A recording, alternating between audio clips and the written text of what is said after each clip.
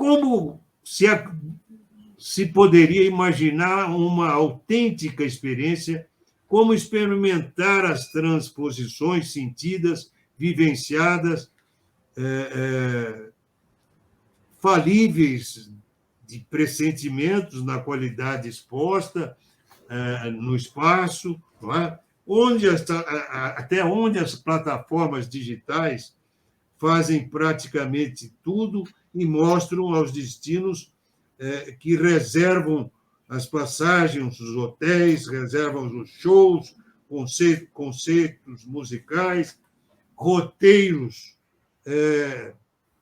interativos, supostamente exclusivos, onde fica a verdadeira experiência almejada, de algo sonhado, desejado, como o experimento a fantasia onifluente, eloquente, a memória intuitiva e do sensoriamento do próprio lugar. Não é? Então, a ideia é realmente trabalhar um pouco mais essa questão da vivência experimental do lugar e menos essa questão que fica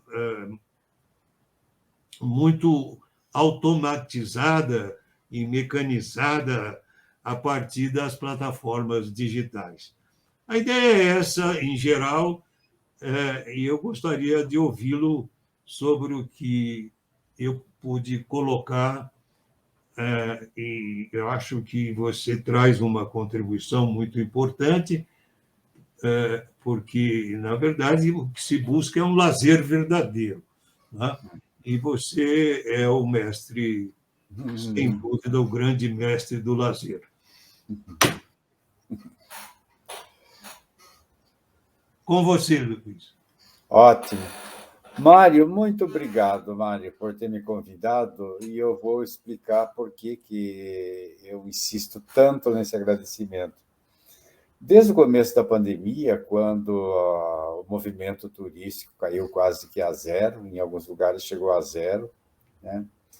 Eu tenho dito para mim mesmo que seria um bom momento para se refundar o turismo, isso que se chama de turismo regenerativo, refundar. Sim. E claro, isso bem ligado a esse outro detalhe que você falou. Pensar no turismo não só como um conjunto de serviços, mas como uma experiência a ser oferecida a alguém. Tanto de alguém que viaja, de viajante como viajado, tanto para alguém que parte como para alguém que chega. Eu apenas vou ser mais modesto na minha análise. Eu não estou pensando no turismo global, internacional. Quando eu penso em refundação do turismo, eu penso na base, eu penso no município, eu penso no gestor municipal. E é para ele que eu gostaria de falar agora, é para esse indivíduo, ou o gestor municipal, ou o turismólogo que tem algum interesse em trabalhar, digamos, nesse contexto de políticas municipais de turismo. Bom, eu começaria até fazendo uma crítica a esse nome de política de turismo, porque eu vejo que, na maior parte dos lugares, o que se espera do gestor turístico não é uma política de turismo, mas de hospitalidade. Como o Mário falou, essa experiência hoje é uma experiência aí, nossa, muito limitada. Nós não pensamos no prazer do nosso visitante, nós não pensamos na necessidade de que ele parta com muito gosto e com desejo de voltar, que ele sinta a ludicidade, que ele sinta uma experiência. E o que é essa experiência turística? Né? Esse é o campo da psicologia do turismo, mas é importante a gente pensar nisso, porque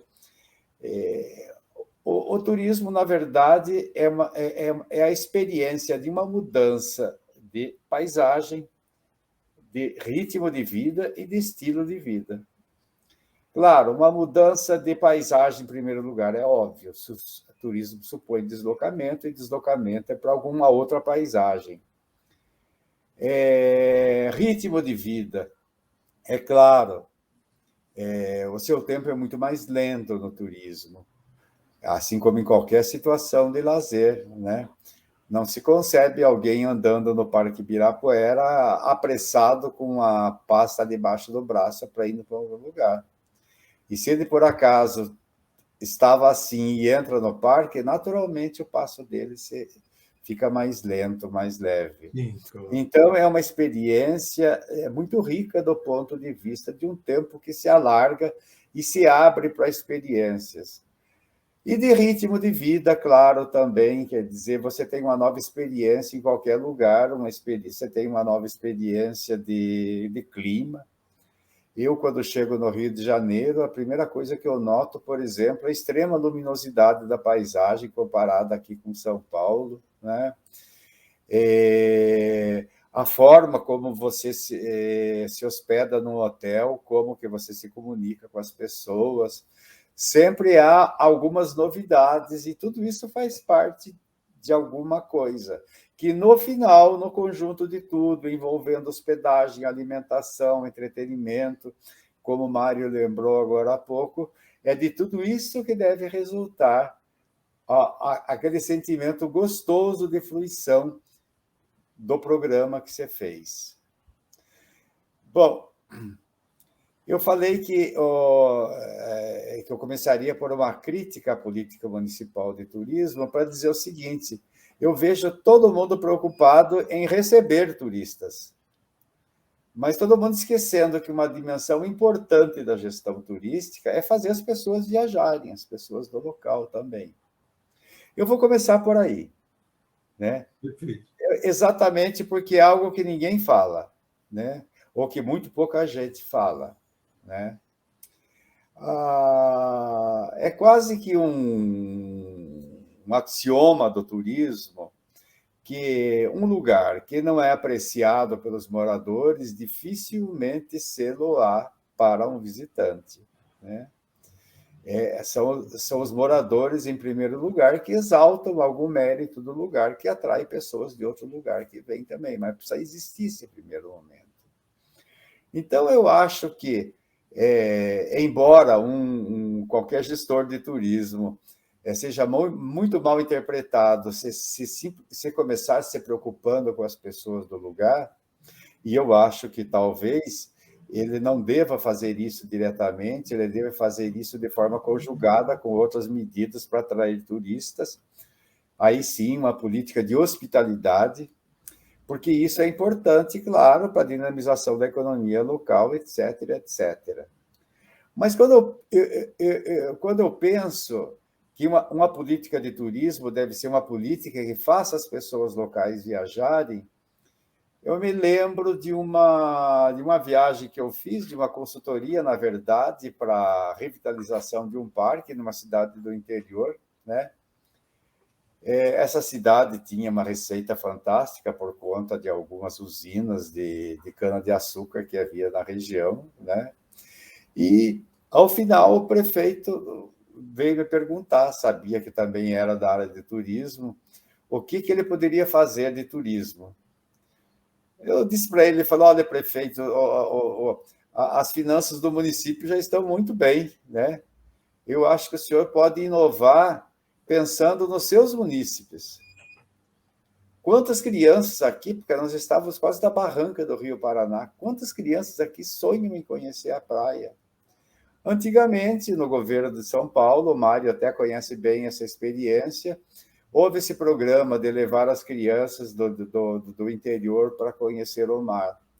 Eu, como só conheci o mar com 7 anos de idade, quero dizer o seguinte, dificilmente nós podemos imaginar uma experiência turística mais forte do que, como diz aquela música do 14 Bis, a primeira vez que vi o mar, né?